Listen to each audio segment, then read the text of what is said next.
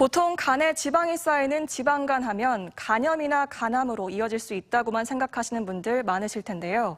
그런데 최근 비알코올성 지방간이 치매 위험도 높일 수 있다는 연구 결과가 나와서 각별한 주의가 필요합니다.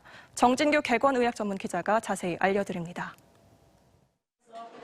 간세포가 간 무게의 5% 이상 축적되는 지방간의 주된 원인은 잦은 술자리와 과음으로 알려져 있습니다.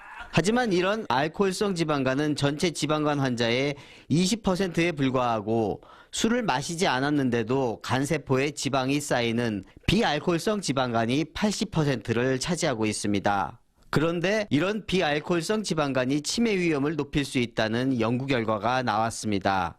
60세 이상 성인 60만여 명을 지방간 정도에 따라 세 그룹으로 나눈 뒤 그룹별 치매 발병률을 비교해보니 지방간이 심한 그룹을 중심으로 4만 8천여 명이 치매가 걸렸습니다. 연령과 흡연 여부 등 외부 요인을 배제하고 분석한 결과 지방간 정도가 심할수록 치매 발병 위험이 높아지는 경향도 확인됐습니다. 비만, 당뇨와 같은 대사성 질환과 관련이 높다고 알려진 비알코올성 지방간이 있는 경우, 특히 지방간 지수가 높으면 치매 발병 위험이 상승된다는 내용입니다. 때문에 치매 발병률이 높은 60세 이상 고령자의 경우 지방간이 있다면 간 기능 회복을 위해 각별한 주의가 필요합니다. 간에 지방이 쌓이지 않도록 하루 30분 이상 걷기나 달리기 등 규칙적인 운동으로 적정 체중을 유지하는 게 무엇보다 중요합니다.